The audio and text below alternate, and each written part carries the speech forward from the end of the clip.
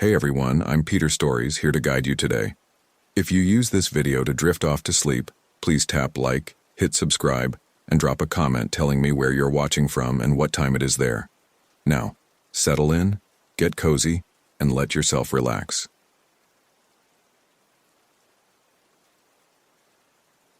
Three in the morning. It's always 3 in the morning when I wake up hearing those sounds again.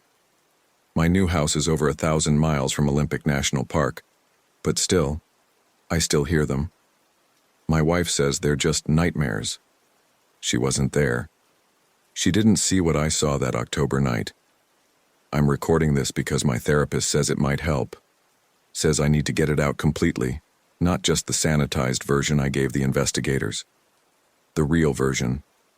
The one that explains why I moved from the lush rainforests of Washington to the high desert of New Mexico, why I can't sleep without every light in the house on, and why I'll never set foot in a forest again. My name is Garrett Holloway. I was a forest ranger at Olympic National Park for 6 years before what happened. I loved that job. Loved those ancient trees, the moss-covered everything, the way the morning mist would roll through the Hoh rainforest like something out of a fairy tale. The Olympic Peninsula was my home. Hell, I proposed to my wife on Hurricane Ridge, with a whole park spread out below us like a green ocean. Now I live in Albuquerque, where you can see for miles in every direction, where nothing can hide behind 1,000-year-old cedars, where the silence actually means silence, not the deceptive quiet that comes before something terrible emerges from the undergrowth. I need you to understand something before I continue. The Olympic Peninsula isn't like other places. It's one of the wettest spots in the continental United States. We're talking about temperate rainforest that gets over 140 inches of rain a year. The trees grow so thick and tall that even on sunny days, it's dim on the forest floor. Sound gets muffled, distorted. You can be 10 feet from someone and not see them. The moss grows so thick it swallows footsteps. And in October, when the Pacific storms start rolling in, visibility drops to maybe 20 feet in the fog and rain. It's beautiful. It's also the perfect place to hunt humans. The Sienna Caldwell case started like any other missing person report. October 15th, 2021, a Friday. Her roommate at University of Washington called it in when Sienna didn't return from what was supposed to be a 3-day solo backpacking trip in the Hoh River area. Sienna was experienced. She'd been hiking since she was a kid, had all the right gear, filed a proper backcountry permit. She was supposed to be back Thursday evening. When she didn't show up Friday morning, her roommate got worried. I was assigned as lead on the search. Standard protocol for a missing hiker in October. We had maybe 48 hours of decent visibility before the next storm system would make aerial searches impossible. I radioed in to dispatch around 0800 hours, confirmed the search parameters, and headed out to her last known location, the Hoh River Trail, specifically the area around the 5 Mile Island campsite. The first thing I noticed was wrong was her car. Found it at the trailhead, driver's window cracked open exactly 1 inch. Now that might not seem significant to you, but anyone who knows the Olympic Peninsula in October knows better. The air is thick with moisture. Everything gets damp within hours. No experienced hiker leaves their car window open, even a crack. Your interior gets soaked, your spare clothes get ruined, but Sienna's car was bone dry inside. I keyed my radio. Dispatch, this is Ranger Holloway at Hoh River Trailhead. Vehicle located. Appears unoccupied for several days, but interior is dry. Window positioning is unusual. Beginning trail search now. Copy that, Garrett. Weather Service is calling for heavy rain starting Sunday morning. Let's find her before then. I wish we had.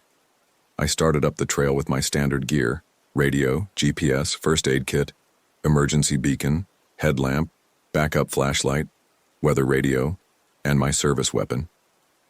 6 years of experience told me this was probably just a case of an injured hiker waiting for help, maybe a sprained ankle or mild hypothermia. The Olympic Peninsula could be unforgiving, but it wasn't malicious, not usually. The Hoh River Trail is one of the most beautiful hikes in Washington. It starts in old-growth forest, following the glacier-fed Hoh River through moss-draped maples and massive Douglas firs. The trail is well-maintained, clearly marked. It's not a place where experienced hikers just vanish. 3 miles in, I found her first piece of gear, a blue stuff sack, the kind used for sleeping bags, hanging from a branch about 8 feet off the ground. Too high to be accidental, too obvious to be missed. I photographed it, bagged it, marked the GPS coordinates. The fabric was dry, despite the morning dew covering everything else. That's when I should have called for backup. That's when every instinct I'd developed in 6 years should have been screaming at me to wait for additional personnel. But I was focused on finding Sienna alive, and every minute counted. I continued up the trail, following standard search patterns, calling her name every few minutes. The response was always the same, my voice absorbed by the thick canopy, swallowed by moss and mist. At mile 4, I found her water bottle. Again, positioned obviously, this time balanced on a fallen log in perfect view of the trail. Bone dry inside, despite being supposedly exposed to the elements for days. Someone was leaving me breadcrumbs. I keyed my radio. "Dispatch, this is Ranger Holloway. Found additional gear, appears to be deliberately placed. Requesting backup unit for expanded search pattern." Static. Pure static. I checked my radio settings, tried different channels. Nothing but white noise. In 6 years, I'd never had complete radio failure in this area. We had repeaters throughout the park specifically to prevent communication dead zones. I pulled out my cell phone. No signal, which was normal this deep in the forest, but my phone was showing something I'd never seen before. Instead of no service, it was displaying network error, and the battery indicator was fluctuating wildly, jumping from 78% to 23% to 91% and back. The hair on my neck stood up. Equipment doesn't fail simultaneously without reason. I made a decision that still haunts me. I should have turned back, hiked out to radio range, called for a full search team. Instead, I continued forward. Sienna could be injured, dying, waiting for help just ahead.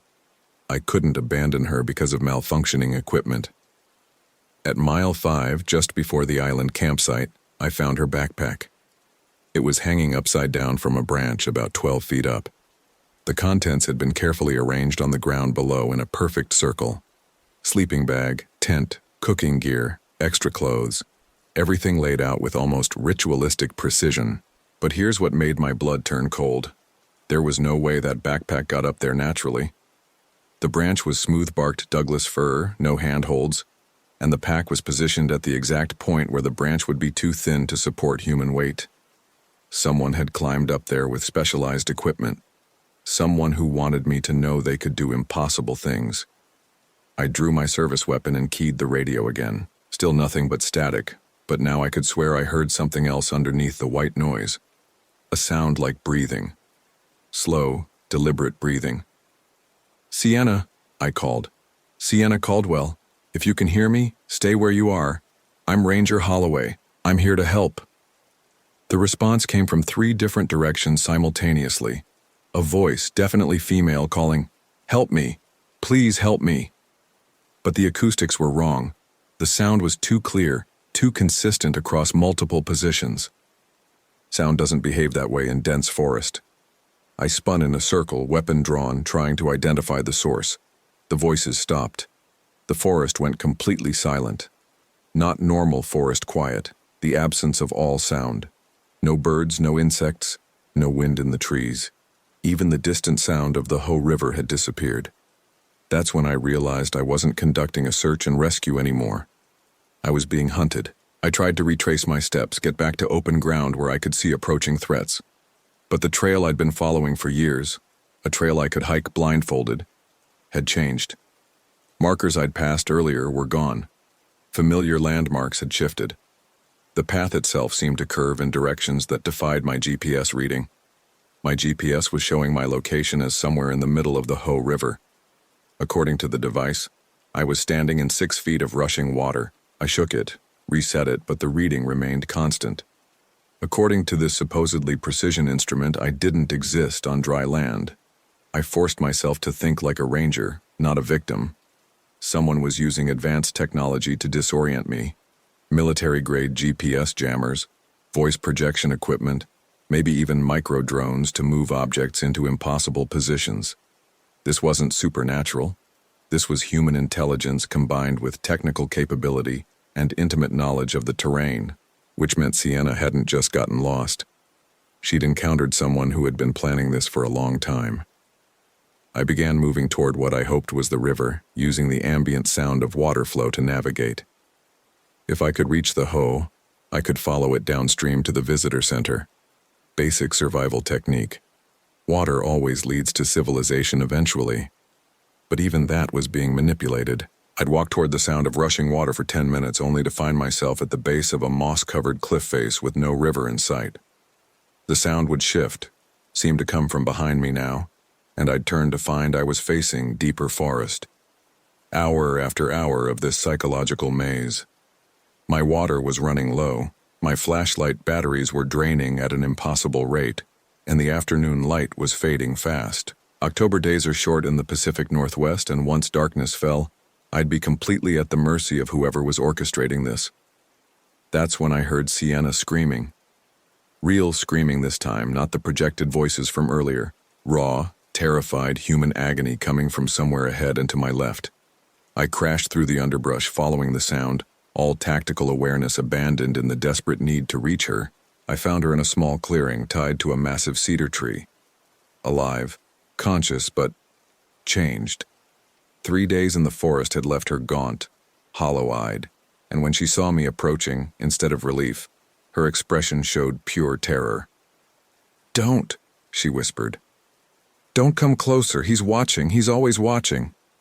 "Sienna, I'm Ranger Holloway. I'm here to get you out."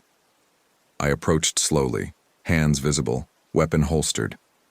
"You're safe now." "No." She shook her head frantically. "You don't understand. This is what he wants. He's been waiting for you. He told me someone would come looking for me, and that's when the real game would start." I cut her restraints with my multi-tool, helped her to her feet. She was dehydrated, exhausted but ambulatory. "Who is he, Sienna? What did he look like?" "I never saw him clearly. He moves like he's part of the forest. But he knows things. He knew you'd come alone.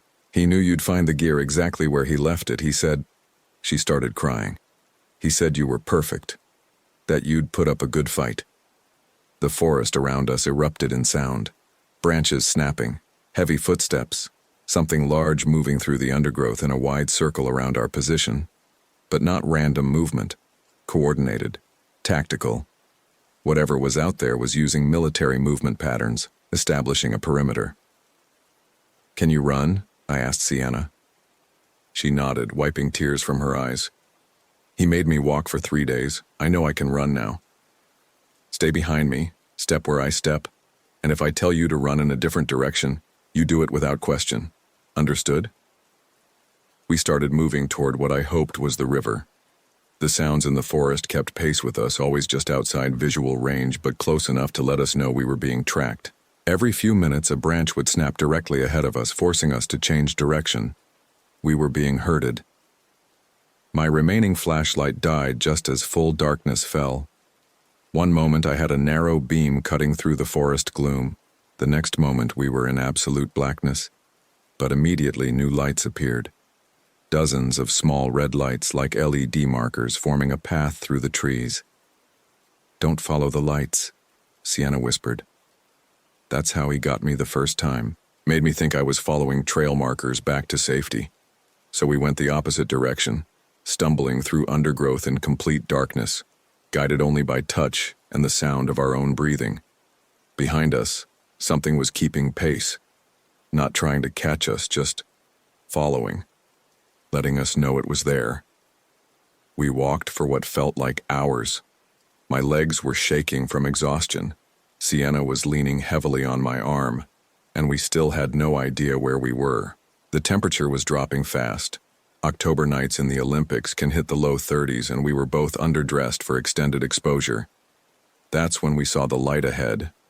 Not red LEDs this time, but warm yellow light, like a campfire or lantern. Against every survival instinct I'd developed, we moved toward it. Hypothermia was a more immediate threat than whatever human predator was stalking us. The light was coming from a small cabin, tucked into a grove of old-growth cedar. Smoke was rising from a stone chimney, and through the windows I could see the flicker of firelight. It looked like salvation. "This is wrong," Sienna said. "There aren't supposed to be any structures in this part of the park." She was right. I knew every building, every shelter, every maintained structure in Olympic National Park. This cabin didn't exist on any map, wasn't part of any permit or construction record, but the warmth radiating from it was real, and Sienna was showing early signs of hypothermia. I approached the front door, weapon drawn. "Hello, this is Ranger Holloway with the Park Service. Is anyone inside?" The door swung open at my touch. The interior was rustic but comfortable. Stone fireplace with a good fire burning, battery-powered lanterns providing light, a pot of something hot simmering on a camp stove. It smelled like beef stew. "Sienna, stay by the door. Keep watch." I cleared the cabin room by room. One main room with the fireplace, a small bedroom, a basic kitchen area. No sign of current occupancy, but someone had been here recently.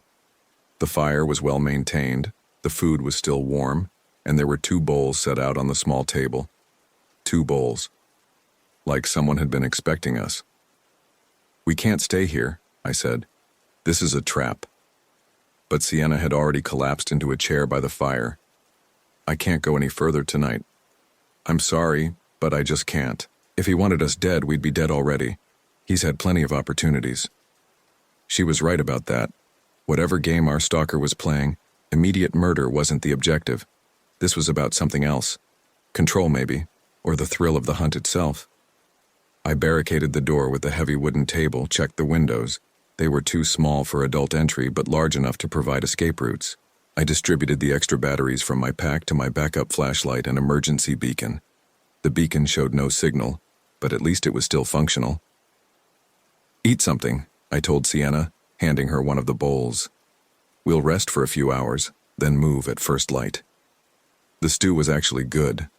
Warm, filling, with chunks of meat and vegetables that tasted better than anything had a right to in our situation. As we ate, Sienna told me more about her 3 days in the forest. "He never hurt me directly," she said, "but he would do things. Move my gear while I was sleeping. Leave food just close enough that I had to come further into the forest to reach it. Sometimes he'd imitate my voice, call for help from different directions, and when I'd go to investigate, I'd find traces of other people. Pieces of clothing, camping gear, personal items." "Other people?" I think I wasn't his first. The things I found weren't recent. Some of them looked like they'd been out there for years. That's when we heard the voice outside. "Garrett." My name, spoken clearly in the darkness beyond the windows. Not shouted, not projected, just spoken at normal conversational volume, as if someone was standing right outside. "Garrett, I know you're listening." The voice was male, probably middle-aged, with the flat accent of Eastern Washington. It sounded completely normal, conversational, even friendly. "You've done better than most. 6 years of experience shows. But you made the same mistake they all make. You assumed you were the hunter instead of the prey." I motioned for Sienna to stay quiet, moved to the window and peered through a gap in the curtains.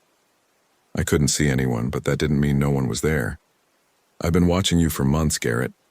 Learning your patterns, your routes, your standard procedures. Did you know you always check your radio at the exact same spot on the Hoh River Trail? Mile marker 2.3 every single time, very predictable." Months. He'd been planning this for months. Sienna was just the bait. A way to get you out here alone, away from backup, away from your comfort zone. She played her part perfectly, didn't you, Sienna? I turned to look at her. She was staring at the fire, tears streaming down her face. "Sienna?" "I'm sorry," she whispered. "I'm so sorry. The truth hit me like cold water. You're working with him. He has my sister." She was crying harder now. "He took Emma 2 months ago. Said if I helped him get a ranger out here alone, he'd let her go. I never thought. I didn't know what he was really planning. Where is she? Where's your sister?" I don't know. He moves her every few days. But he shows me pictures. Proves she's still alive. She's only 16, Garrett. I couldn't let her die. The voice outside continued, closer now, as if the speaker was walking around the cabin. Family makes people do terrible things, doesn't it, Garrett? Sienna's been very helpful. The abandoned car, the gear positioned just right, even her own capture, all carefully staged to bring you exactly where I wanted you. I was trapped in a cabin with a collaborator, surrounded by someone who'd been studying me for months, with no communication and no backup coming. But the situation wasn't hopeless. I still had training, experience, and weapons, and now I understood the threat. "What do you want?" I called out. What I've always wanted, a worthy opponent. The others were too easy. Day hikers who panicked, inexperienced campers who got lost in the first hour. But you're different. 6 years of training, military background before that, expert knowledge of this terrain. You might actually provide some support. Military background. He'd done his research, but he'd gotten that detail wrong. I'd never served in the military, which meant his intelligence wasn't perfect. "The rules are simple," the voice continued. "You have until sunrise to get yourself and Sienna out of the forest. I'll be hunting you the entire time. If you make it to the visitor center before dawn, you win. If not, well, Sienna's seen what happens to the ones who don't win. And Emma? Emma dies regardless. I needed leverage to ensure Sienna's cooperation, but I never intended to honor that agreement. Surely you didn't think I was stupid enough to leave a witness alive?" Sienna's face went white. "You promised. You said if I helped you, you'd let her go." I lied. The casual admission broke something inside Sienna. She started sobbing, not just crying, but deep, body-racking sobs of grief and rage. "However," the voice continued, "if you provide sufficient entertainment tonight, I might be convinced to make Emma's death quick instead of prolonged." I'd heard enough. This wasn't a human being anymore. This was a predator who'd crossed every line that separates civilization from barbarism. Whatever happened tonight, I wasn't going to let him continue hunting people in my forest. Sienna listened to me. I grabbed her shoulders, forced her to look at me. "Your sister might still be alive. If there's any chance of saving her, we need to survive tonight and get help. Can you do that?" She nodded, wiping her eyes. "I can try. That's all I need." I started planning. We had maybe 6 hours until sunrise. The cabin was defensible, but also a trap. Once he decided to end the game, we'd be sitting ducks. Better to stay mobile, use the terrain to our advantage, try to reach help, or at least a position where we could signal for rescue. I gathered our gear, checked my weapon and ammunition. Sienna found a heavy flashlight in the cabin supplies. We had 2 energy bars left, half a bottle of water, and my emergency supplies. Not much, but enough to last until dawn if we were careful. "Remember," I told her, "he wants to hunt us. That means he'll try to keep us alive as long as we're providing sport. The moment we stop being interesting, the game ends. So we stay unpredictable. We don't fall into patterns, and we make him work for every step." We slipped out the back window, leaving the front door barricaded to buy us a few extra minutes before he realized we were gone. The temperature had dropped into the 20s and our breath was visible in the starlight. The forest was absolutely silent. No wind, no animal sounds, just the distant murmur of the Hoh River. We moved toward the sound of water, staying off the established trails, navigating by compass and instinct. Every few minutes I'd stop and listen, trying to detect pursuit. For the first hour, I heard nothing. Then, gradually, sounds began to emerge from the forest behind us. Twigs snapping, leaves rustling, the soft thud of careful footsteps. He was keeping pace with us, staying just outside visual range, but close enough to maintain contact. Patient, professional stalking. This wasn't a random psychopath. This was someone with advanced training and extensive experience. We reached the Hoh River around midnight. The water was running high from recent rains, probably chest deep and moving fast. Crossable, but dangerous. especially in the dark. On the far side, I could see the faint outline of the trail that would eventually lead back to the visitor center. "Can you swim?" I asked Sienna. "Yes, but not in that. The current's too strong."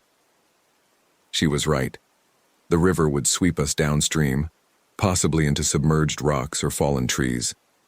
But it might also break our trail, force our pursuer to find another crossing point. "There's a footbridge about half a mile upstream," I said. "We follow the riverbank, cross there, then make for the main trail." We started upstream using the sound of rushing water to mask our movement. The riverbank was treacherous in the dark. Loose rocks, hidden roots, patches of slick mud that could send us tumbling into the water. But it was also defensible terrain. Anyone following us would have to navigate the same obstacles. That's when the lights started appearing again. Red pinpoints of light, dozens of them, scattered through the forest on both sides of the river. They were moving in coordinated patterns, slowly tightening into a circle around our position. "He's got help," Sienna whispered. But something about the movement pattern looked wrong. Too synchronized, too precise. I studied the lights more carefully and realized what I was seeing. Not multiple people, but some kind of remote-controlled devices. Drones, maybe, or simply LED units on timers. "It's just him," I said. "He's using technology to make us think we're outnumbered." "How can you be sure?" "Because if he had help, we'd already be dead. This is still a game to him. He wants to do this himself." We continued toward the bridge, ignoring the light show in the forest. But as we got closer to the crossing point, I began to smell something that made my blood run cold. Smoke. Wood smoke mixed with something else. Something organic and foul. The footbridge was still there, spanning the narrow gorge where the Ho River squeezed between two rock formations. But on the far side, just visible in the starlight, was a small campfire. And silhouetted against the flames was a human figure. "Emma!" Sienna called out. The figure didn't respond, didn't move. As we got closer, I could see why. It was a young woman, probably late teens, tied to a tree facing the bridge. She was alive but gagged, her eyes wide with terror above the cloth tied across her mouth. "Emma." "It's a trap," I said. "I know, but I can't leave her." I understood. Whatever the tactical situation, whatever the risk to our mission, you don't abandon people. That's what separates us from the predators. "Stay here," I told Sienna. "Cover the bridge. If something goes wrong, you run. Follow the river downstream until you hit the main trail, then get to the visitor center and call for help. I'm not leaving you." "You're not leaving me, you're saving your sister." I approached the bridge slowly, weapon drawn, scanning for any sign of our stalker. The structure was solid, maybe 30 feet long, with handrails on both sides. Defensible if I had to make a stand, but also a perfect kill zone if he had a rifle. Halfway across, I heard his voice again. "I'm impressed, Garrett. Most people would have taken the bait immediately, rushed in without thinking, but you're being careful, tactical. This is exactly the kind of sport I was hoping for. Let the girl go. Your quarrel is with me." "Oh, but she's part of the game now. You see, the real test isn't whether you can evade me until sunrise. It's whether you can save both sisters while doing it. Much more interesting challenge." I reached the far side of the bridge and approached Emma. She was conscious, alert, and appeared uninjured despite obvious signs of prolonged captivity. I cut her restraints and removed the gag. "Are you hurt?" I whispered. "No, but he's been watching us this whole time. He's up in the trees somewhere with night vision equipment." Smart girl. Even after days of captivity, she was providing tactical intelligence. "Can you run?" "Yes." "Good. We're going back across the bridge to get your sister, then we're getting out of here." But as we turned back toward the bridge, I saw that Sienna was no longer on the far side. The spot where I'd left her was empty. "Sienna," I called. "She can't hear you," came the voice from above. "She's with me now, but don't worry. She's still alive. For now." I looked up into the canopy but couldn't see anything in the darkness.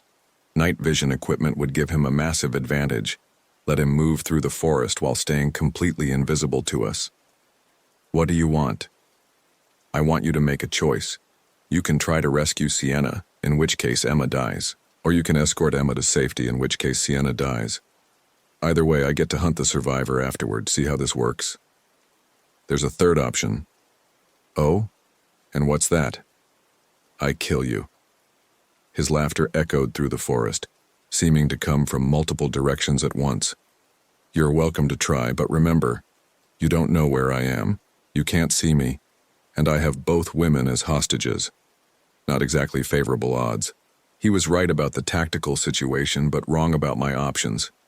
I'd been thinking like prey instead of like a predator. Time to change that. Emma, can you make it back to the visitor center alone? I think so. Why? Because I'm not playing his game anymore.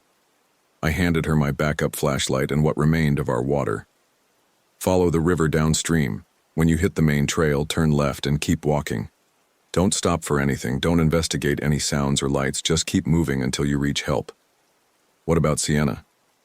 I'm going to get her back. Emma started across the bridge, and I melted into the forest. If our stalker wanted to hunt someone, he was about to learn the difference between hunting civilians and hunting someone who understood the game.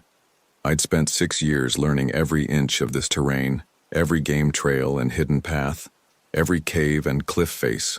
He might have night vision and advanced equipment, but I had something better. I was home. I started moving through the forest using techniques I'd learned in ranger training, staying low, avoiding skylining, using the sound of the river to mask my movement. Instead of trying to evade him, I began hunting him. The first rule of tracking: think like your quarry.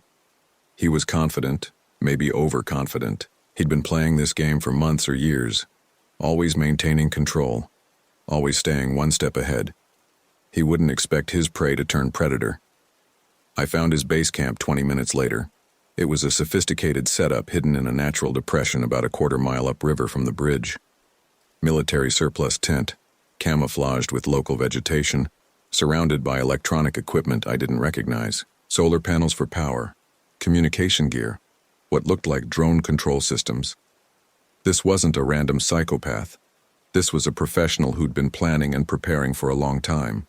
And tied to a tree on the far side of the camp was Sienna, conscious but terrified.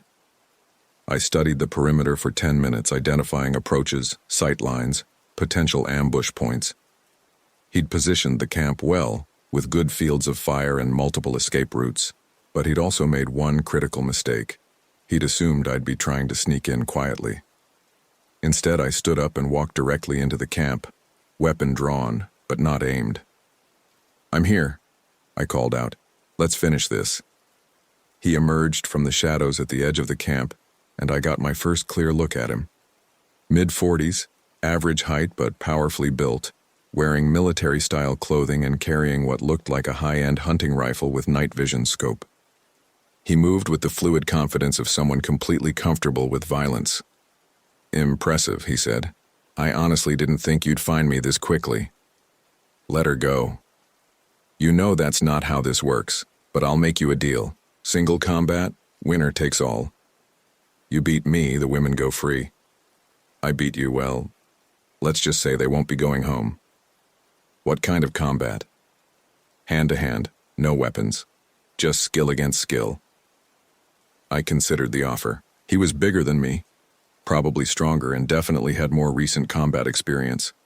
But he'd also been playing psychological games all night while I'd been moving through difficult terrain. He might be more tired than he appeared. "Why would you give up your advantage?" "Because this has never been about the equipment or the technology. It's about proving that when you strip away all the civilization, all the rules and laws and social contracts, some people are just natural predators. I want to beat you with my bare hands." The classic mistake of every predator: ego. He wanted to prove his superiority, not just win the encounter. "All right," I said. "But when I win, you tell me where you've hidden the other victims." "Other victims?" "Sienna found evidence of previous hunting parties." "How many people have you killed?" His smile was cold and empty. enough to know exactly how this is going to end. We moved to a small clearing away from the electronic equipment. Sienna watched from her restraints. Emma was hopefully miles away by now. And somewhere above us, the Olympic Peninsula forest stretched in all directions like a dark ocean. He came at me fast, trying to end the fight quickly with overwhelming aggression. Military combatives training, probably Marine Corps, focused on brutal efficiency rather than technique. I gave ground, let him press the attack, and waited for an opening. He was strong, experienced, and completely ruthless, but he was also predictable. Every move was textbook. Every combination was by the manual.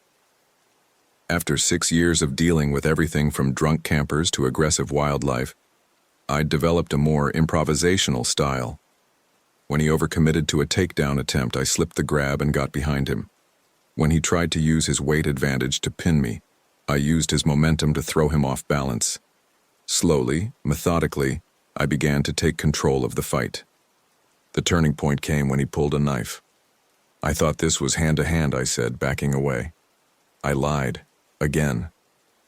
But pulling the weapon had been a mistake.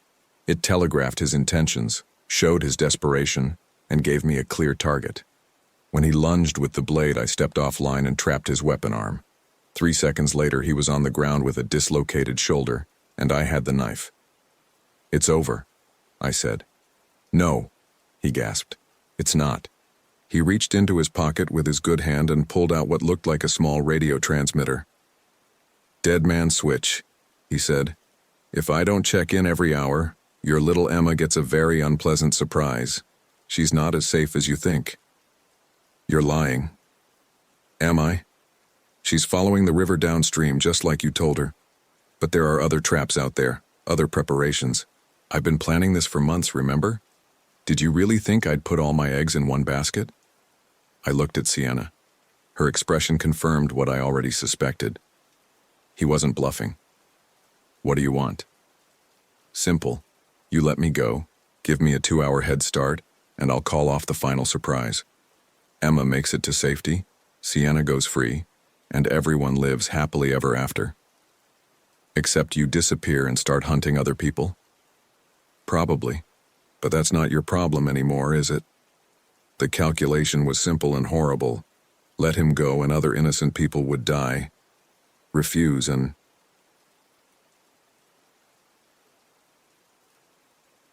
3 in the morning. It's always 3 in the morning when I wake up hearing those sounds again. My new house is over 1,000 miles from Olympic National Park, but still, I still hear them. My wife says they're just nightmares. She wasn't there. She didn't see what I saw that October night. My name is Garrett Holloway, and I need to tell someone this story. It's been 3 years since I left my job as a forest ranger and moved from Washington to Nevada. People ask me why I chose the desert after spending 6 years in the temperate rainforest, and I tell them I wanted a change of scenery. That's not the truth. The truth is, I can't stand the sound of wind through trees anymore. I can't handle the smell of decomposing leaves or the way shadows move when you're not looking directly at them. I was 26 when it happened, still young enough to think I knew everything about the wilderness. I'd been working Olympic National Park for 2 years, and I was good at my job. Really good. I knew every trail, every shelter, every dangerous drop-off and river crossing. I could navigate the Hoh River Valley blindfolded, and I'd successfully completed dozens of search and rescue operations.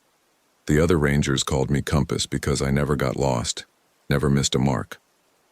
That was before I learned that some predators don't follow the rules we teach in ranger training. It started on October 15th, 2021. The autumn rains had been particularly heavy that year, turning the already lush forest into something prehistoric and alien. Everything was saturated. The moss hung thick and dripping from the massive Sitka spruces, and the forest floor squelched with every step. The smell was overwhelming. Wet earth, rotting salmon from the spawning runs, and that particular Pacific Northwest funk of everything slowly decomposing and being reborn at the same time. I was stationed at the Salduke Ranger Station when the call came in about Kira Thorne, 23 years old, marine biology graduate student from the University of Washington. She'd been conducting research on salmon spawning patterns along the Salduke River, and was 3 days overdue for her scheduled check-in. Her faculty advisor had finally called it in when she missed her Thursday morning research meeting via satellite phone. I remember thinking it was probably nothing serious. Graduate students were notorious for losing track of time when they got absorbed in their research, and the salmon runs that October were exceptional. Maybe she'd just found something fascinating and forgotten to call in. It happened more often than you'd think. I was wrong about that. I was wrong about everything.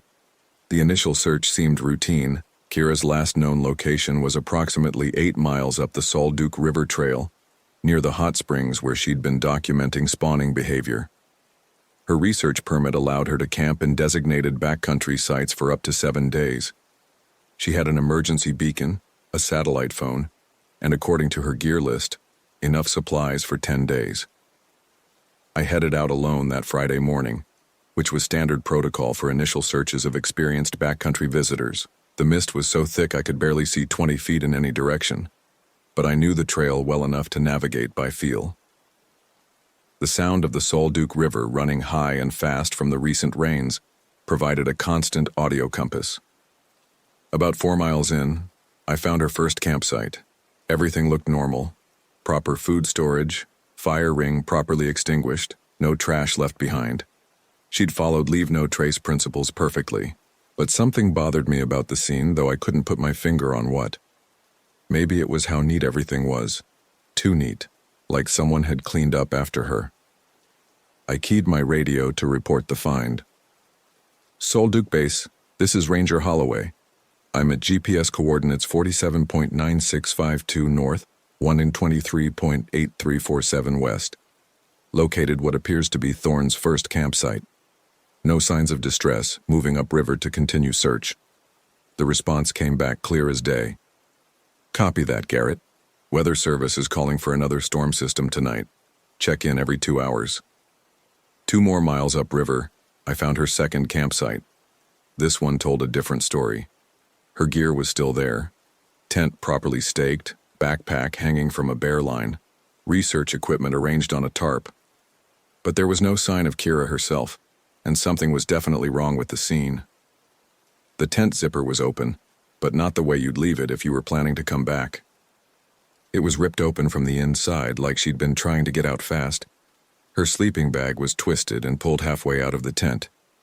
Most disturbing were the boot prints in the mud around the campsite. Not just her small hiking boots, but larger prints. Much larger. Size 12 or 13 with an aggressive tread pattern I didn't recognize. I called it in immediately. Solduke Base, this is Holloway. I need backup at coordinates 47.9721 north, 123.8164 west. Found Thorne's current campsite with signs of possible disturbance. No sign of the missing person. That's when I got my first taste of what was coming. Instead of the clear response I expected, all I heard was static. Not unusual in the Olympic Peninsula. The mountains and dense forest created dead zones all the time. I tried again, adjusting my position and checking my equipment. The radio seemed fine, showing full battery and proper channel settings. Solduke Base, this is Ranger Holloway, do you copy? Nothing but static with an odd underlying sound I couldn't identify. Almost like breathing. I shook it off as atmospheric interference and continued investigating the campsite. Kira's research journal was still in her tent, and the final entry was dated 3 days ago. Observed unusual behavior in spawning coho near confluence. Fish seem agitated, many showing stress indicators. Local wildlife also acting strange. Haven't seen or heard any birds today and found several deer carcasses with no obvious cause of death. Moving upstream tomorrow to investigate confluence area. The confluence, where the Solduke met its unnamed tributary about 2 miles further up. The most remote section of her research area, where the forest grew so thick that even in midday, it felt like twilight. I gathered Kira's research equipment and journal as evidence, then began following the larger boot prints. They led away from her campsite toward the confluence, sometimes following the trail, sometimes disappearing into the underbrush only to reappear yards later. Whoever made these prints knew how to move through the forest without leaving an obvious trail. The temperature was dropping as afternoon faded toward evening. and the mist was getting thicker. I should have turned back, should have waited for backup, but I was convinced I was close to finding her. The boot prints were fresh, maybe 6 to 8 hours old, based on how the edges had softened in the damp earth. As I hiked deeper into the forest, I started noticing other things that didn't belong. Broken branches at shoulder height like someone had pushed through without caring about stealth. Scratches on tree bark that looked deliberate. And the smell. Underneath the normal forest odors, there was something else. Something metallic and wrong. That's when I found the first deer carcass Kira had mentioned in her journal. It was hanging from a tree about 15 feet off the trail, gutted and cleaned with professional precision. But it wasn't hung for normal field dressing. It was hung like a display, like a warning. I tried the radio again. This time I got a response, but it wasn't from Sol Duke Base. "You're getting close, Ranger Holloway." The voice was male, calm with the kind of controlled tone you hear from people accustomed to command. It definitely wasn't anyone from my station. "Who is this? Identify yourself. You want to find the girl? Keep following the trail, but you might want to check your equipment first." The radio went dead. Not static. Completely dead. When I checked the display, it showed no power despite being fully charged when I left that morning. I tried turning it off and back on, but nothing happened. The LCD screen remained black. My hands were shaking as I pulled out my GPS unit. Same thing. Completely dead. My flashlight wouldn't turn on. Even my emergency whistle, which required no power, seemed to produce no sound when I blew it. Either I was having some kind of breakdown, or someone was systematically disabling my equipment. The smart thing would have been to turn back immediately, head for the trailhead while I still had daylight and knew the way. But Kira was still out there somewhere, and that voice on the radio suggested she was alive.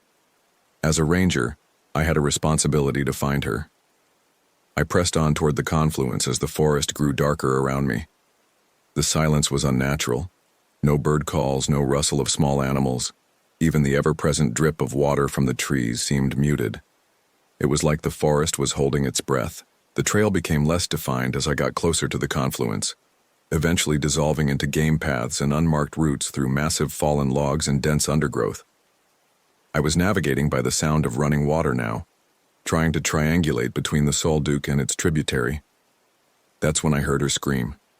It came from somewhere ahead and to my left, echoing off the trees in a way that made it impossible to pinpoint the exact location.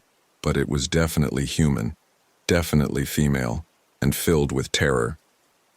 I crashed through the underbrush toward the sound, abandoning any attempt at stealth. "Kira, Kira, where are you?" The scream came again, closer this time, but from a different direction. Then again from behind me, then to my right.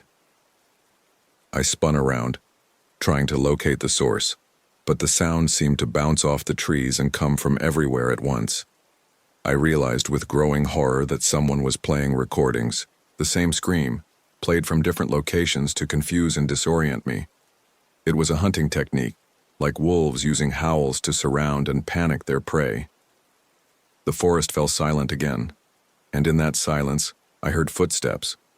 Not the heavy boots from the campsite, but soft, careful steps circling me at a distance. Professional movement. Military movement. "You're in my territory now, Ranger." The voice came from directly behind me. I spun around but saw nothing except massive trees and shadows. When I turned back, there was a figure standing about 50 yards ahead on what looked like a deer path.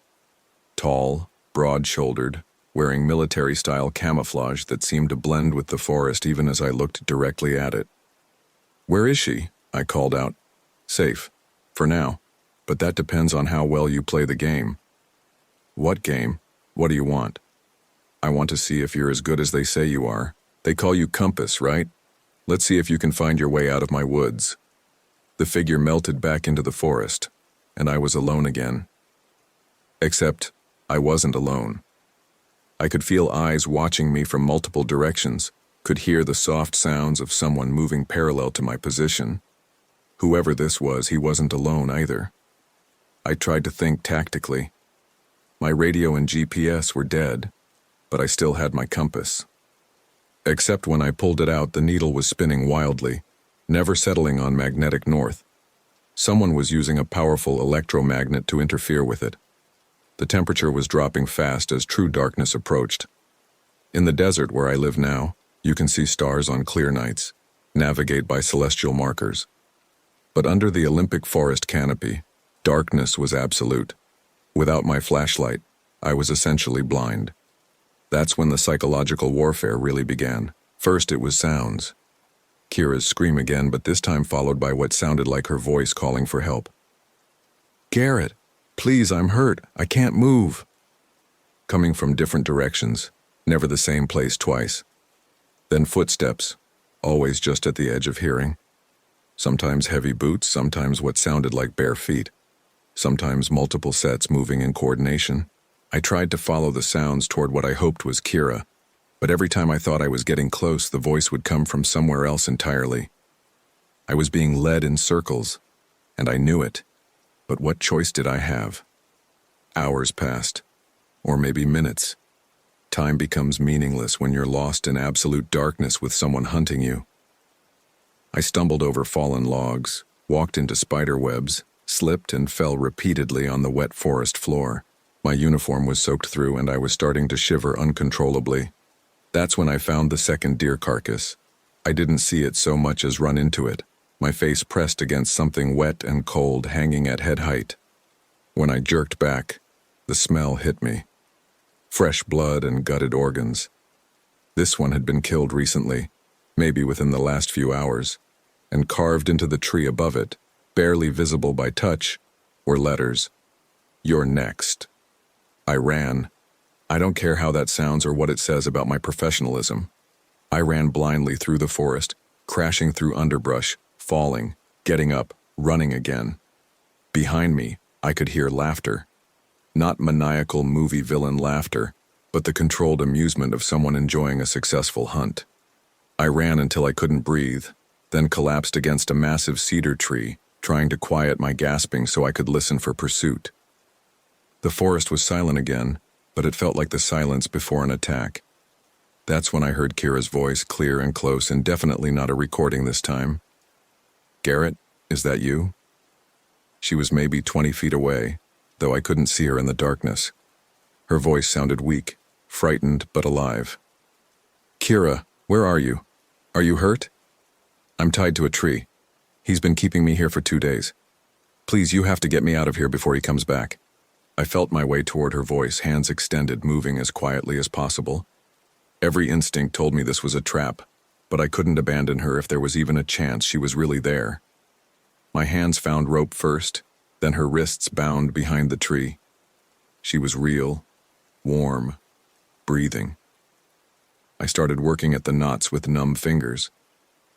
"How many of them are there?" I whispered. "Just one. He calls himself Marcus. He's been hunting people in the park for months. There are others." "Others?" "Bodies. He keeps them in a cave near the river. Garrett, we have to run as soon as you get me free. He'll be back soon." The ropes were complex military knots, designed to be difficult to untie in the dark. As I worked, Kira whispered her story. Marcus Vale, former Army Special Forces, had gone AWOL 3 years ago after a psychological break during his final deployment. He'd been living in the Olympic backcountry ever since, surviving off poached game and supplies stolen from campers. "He started with animals," she whispered, "then hikers who wouldn't be missed quickly, transients, solo backpackers with no set itinerary. But it wasn't enough anymore. He wanted to hunt someone who would fight back, someone trained." "How do you know all this?" "He told me. He's been planning this for weeks, studying your patrol routes, learning your radio frequencies. He knows everything about you, Garrett. Your schedule, your training, even your nickname. I got the first rope free and started working on the second. We're going to get out of here. I know these woods better than—" "No, you don't." The voice came from directly above us. Marcus was in the tree, maybe 15 feet up, and had been listening to everything. I looked up but could see nothing in the absolute darkness. "You know the trails, Ranger Holloway. You know the official routes and the marked hazards. But I know the real forest. Every game path, every seasonal stream, every cave and shelter. This is my home now. A rope dropped down and landed across my shoulders. Before I could react, it tightened around my chest and arms, pinning them to my sides. I was jerked upward, feet leaving the ground, the rope burning through my jacket as I was hauled up toward the branches. "Garrett!" Kira screamed from below. I managed to get one arm partially free and grabbed a branch, stopping my ascent. Marcus was somewhere above me in the darkness, and I could hear him moving through the canopy with impossible quiet and agility. "Let her go," I called out. "Your problem is with me.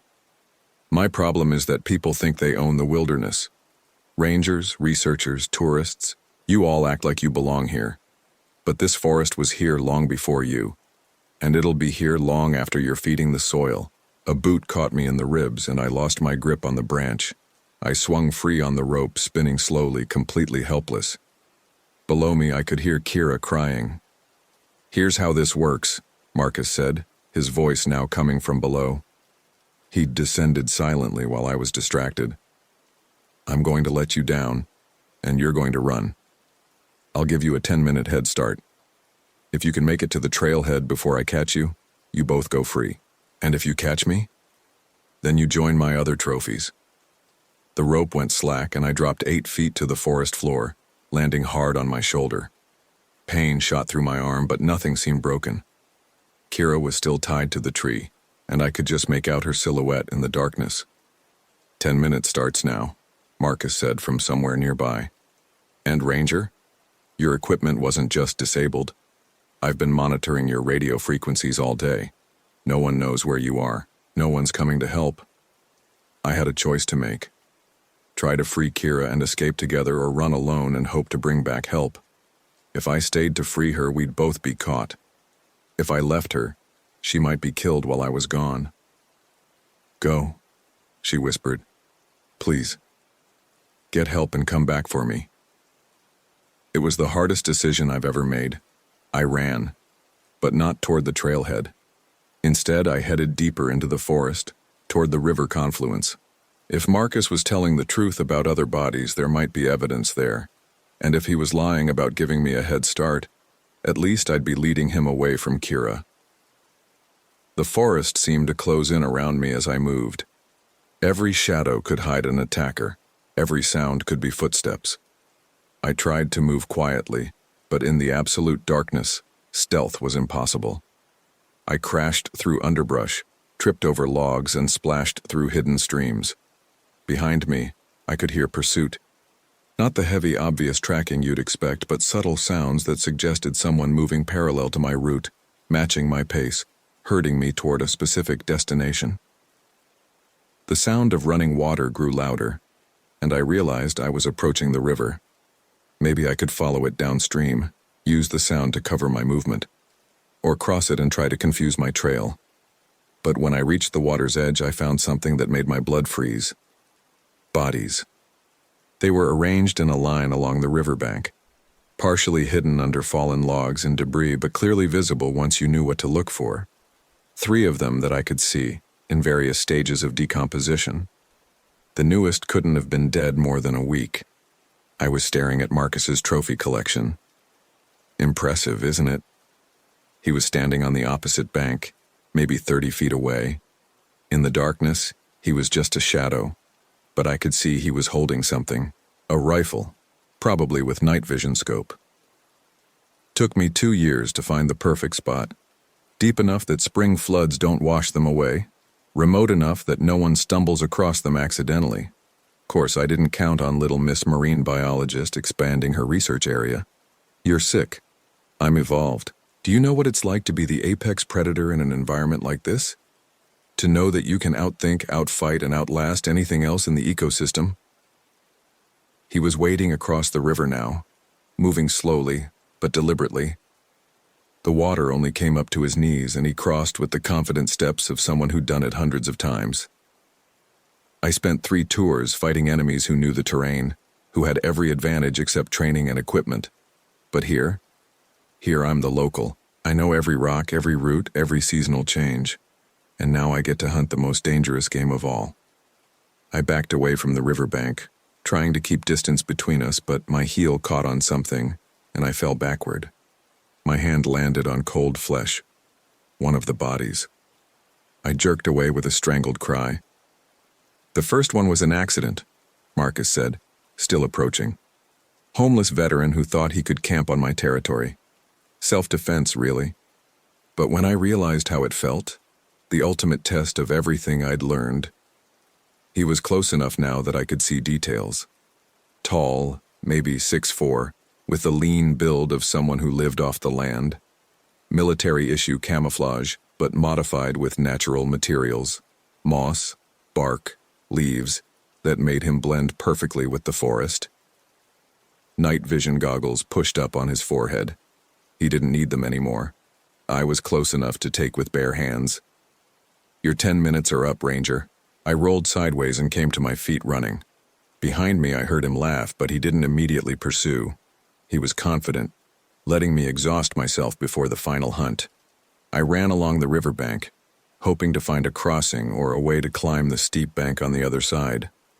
The water was too deep and fast to wade here, and I could hear it rushing over rocks in what sounded like rapids just downstream. My foot hit something hard, and I went down again. This time, what I'd tripped over was artificial, metal and plastic. A backpack, torn open with its contents scattered, and next to it, partially buried in mud and leaves, was a radio. Not just any radio, a military field radio, much more powerful than my Park Service unit. If it worked, if I could get a signal out, I grabbed it and tried to turn it on. Dead. But when I felt around the casing, I found an external battery pack. Military equipment is built to be modular, repairable in the field. If I could connect the battery pack to my dead GPS unit, working by feel in absolute darkness, I managed to jury-rig a connection using stripped wire from the backpack's frame. It was crude, but when I turned on the GPS, it flickered to life. No satellite signal, the forest canopy was too thick, but the device itself was working. More importantly, the improvised battery connection worked. I disconnected the GPS and connected my radio instead. Static filled my earpiece, but it was real static, not the dead silence of a completely non-functional unit. I cycled through emergency frequencies, trying to find anyone who might be monitoring. "Mayday, Mayday, this is Park Ranger Garrett Holloway in Olympic National Park. I have a missing person and an active threat. GPS coordinates." I looked at the jury-rigged GPS unit. Approximately 479810 north, 123.8203 west. Request immediate assistance. Nothing. I tried again on a different frequency. "Emergency, emergency. This is Ranger Holloway. I have found evidence of multiple homicides in Olympic National Park. Suspect is armed and pursuing me. Request backup and medical assistance." This time I got a response. "Ranger Holloway, this is Olympic Search and Rescue. We've been looking for you for 6 hours. What's your status?" 6 hours? It felt like I'd been in the forest for days, but apparently it was only evening of the same day I'd started the search. Time distortion was another psychological effect of extreme stress. "I found Kira Thorne, but she's being held by a suspect who calls himself Marcus Vale. Former military, possibly special forces. He's killed at least 3 other people and is using the backcountry as a hunting ground." "Copy that. We're scrambling a team now, but it'll be at least 2 hours before we can reach your location. Can you get to a safe position?" Before I could answer, the radio was torn from my hands. Marcus had approached silently while I was focused on the transmission. "Disappointing, Ranger.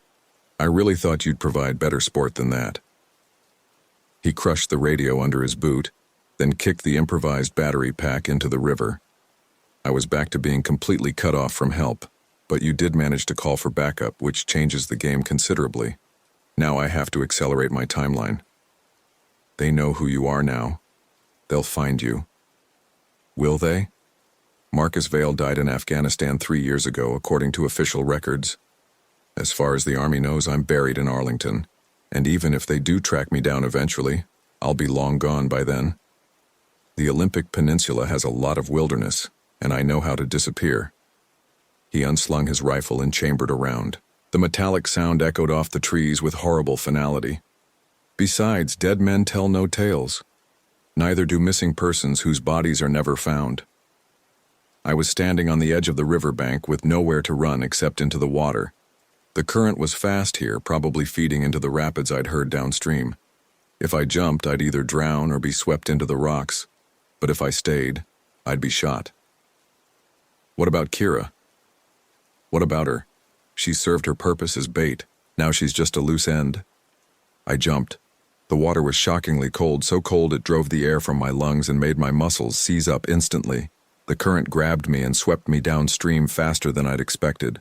I fought to keep my head above water, but the weight of my waterlogged uniform and boots was dragging me down. Behind me, I heard Marcus firing into the water, but the shots went wide. He was shooting blind in the darkness, and the current was carrying me away from his position quickly. The rapids hit like a concrete wall. I was tumbled over and over, slammed into rocks, held underwater until my lungs burned. My shoulder hit something hard, and pain exploded through my arm. But somehow I managed to grab onto a boulder in the middle of the flow and pull myself partially out of the water. I was maybe half a mile downstream from where I'd jumped, and the forest was silent around me. No sounds of pursuit, no gunshots. Either Marcus had given up or he was tracking along the bank waiting for me to come ashore. My radio and GPS were gone, but I still had my watch. Waterproof and with a built-in compass that seemed to be working now that I was away from Marcus's electromagnetic interference. It was 11:47 p.m., and the compass showed north as being upstream and to my left. If I could work my way back along the river, I might be able to find where Kira was being held. The search and rescue team would eventually reach the area, but they didn't know exactly where she was. And Marcus had said he was accelerating his timeline. She might not have 2 hours. I slipped back into the water and let the current carry me further downstream, looking for a place where the bank was low enough to climb out without making noise. Every muscle in my body was screaming from cold and exhaustion, but I pushed forward. Finally, I found a spot where a fallen tree created a natural bridge from the water to the bank. I hauled myself out, water streaming from my clothes, and began working my way back upstream through the forest. Navigation was easier now that my compass worked, but moving quietly was almost impossible. Every step seemed to produce enormous noise, branches snapping, leaves rustling, water squelching in my boots. If Marcus was anywhere nearby, he'd hear me coming from hundreds of yards away. It took me almost an hour to work my way back to the area where I'd left Kira. The forest looked completely different in the darkness, and I had to search by feel for the massive cedar tree where she'd been tied up. When I found it, she was gone. The ropes were still there, cut cleanly rather than untied.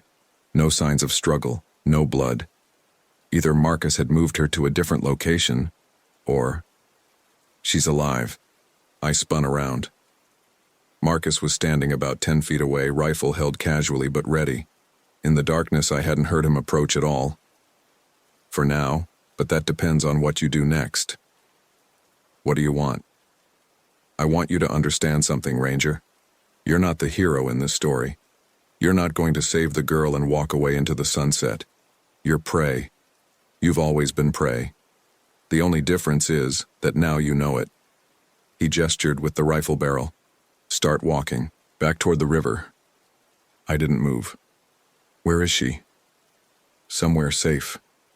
You'll see her again, I promise. Right before you join my collection. The search and rescue team will be here soon. Yes, they will. And they'll find a tragic accident scene. Ranger and researcher swept away by the river during a nighttime search operation. Bodies never recovered, presumed drowned. It happens more often than you'd think in these mountains. He was going to stage our deaths to look like an accident, probably dump our bodies in the river and let the current carry them into the deep pools where they'd never be found. The perfect crime.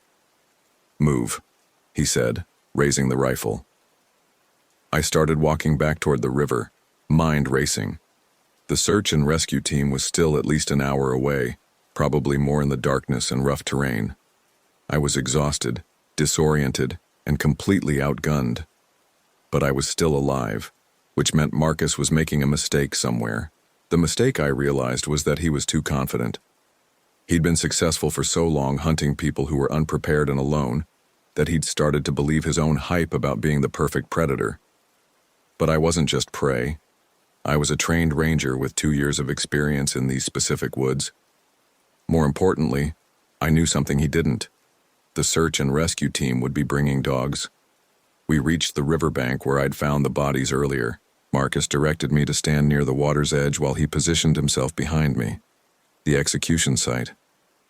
"Any last words, Ranger?" I turned to face him. "Yeah, you made one mistake." "What's that?" "You let me see your trophy collection. When the search teams find those bodies, they'll know this wasn't an accident. They'll keep looking until they find you. The bodies won't be here much longer. Spring floods are coming, and rivers have a way of cleaning themselves." That's when I heard it. Distant but unmistakable. The sound of helicopters. Marcus heard it too, and for the first time I saw uncertainty in his posture. "They're early. Search and rescue doesn't mess around when there's an active threat. They probably called in the Coast Guard, maybe even military support." The sound was getting closer, and I could see lights now, searchlights cutting through the forest canopy. Marcus had been counting on at least another hour to stage the scene and disappear into the wilderness. "Change of plans," he said, raising the rifle. "You're going to disappear tonight, but not the way I planned." The shot never came. Instead, there was a crashing sound from the forest behind him, and Kira stumbled into the clearing. She was free, muddy, and moving with obvious pain, but alive. "Garrett, look out!" Marcus spun toward her, momentarily taking his aim off me. I dove sideways and rolled behind the nearest tree as his shot splintered bark inches from my head. "How did you get free?" he shouted at Kira. "You're not as smart as you think you are," she called back. "And you're not the only one who knows these woods." The helicopter sounds were much closer now, and I could hear voices calling through megaphones. The search team had found us. Marcus was caught between the approaching rescuers and the river, with both Kira and me as potential witnesses to his crimes. The careful, methodical hunter was becoming a desperate, cornered animal. "This isn't over," he said, melting back into the forest. "I know these mountains better than any search team. I'll be back." But as he disappeared into the trees, I heard something that made me smile for the first time in hours. The baying of search dogs. Multiple dogs, probably German shepherds or bloodhounds trained for both tracking and apprehension. Marcus might know the forest, but he'd left scent trails everywhere. On the ropes, on the bodies, on both of us. And no human, no matter how skilled, can outrun a determined pack of search dogs in terrain they know. 20 minutes later, the forest erupted with lights and voices as the search and rescue team reached our position. I've never been happier to see other human beings in my life. Marcus Vale was captured 3 hours later, treed by the dogs about 2 miles upstream. He went quietly when they brought him down, the fight gone out of him. Turned out he'd been living in a network of caves and shelters throughout the Olympic backcountry for almost 3 years, surviving off poached game and supplies stolen from campers. They found the bodies of 7 people, not 3, 7 victims over the course of 2 years, all solo hikers or campers who wouldn't be missed quickly. The FBI called it one of the most methodical and sophisticated serial killing operations they'd encountered in a wilderness setting. Kira had managed to escape when Marcus left to hunt me, using a technique she'd learned in a wilderness survival course, working the ropes against the tree bark until they frayed enough to break. She'd been hiding in the forest, following the sounds of our chase, waiting for an opportunity to help. We were both treated for hypothermia, exhaustion, and various cuts and bruises. Physically, we recovered completely within a few weeks. Mentally, that took longer. I tried to go back to work a month later, but I couldn't do it. Every shadow looked like it might hide a threat. Every unusual sound made me reach for my radio. I'd wake up in the middle of the night hearing footsteps that weren't there. The Park Service offered counseling, reassignment to a different location, even desk duty if I wanted it. But I knew I was done. Some things break you and you don't heal the same way twice. That's why I moved to Nevada. Why I chose the desert over the forest. Out here you can see for miles in any direction. There are no shadows deep enough to hide in. No canopy thick enough to muffle.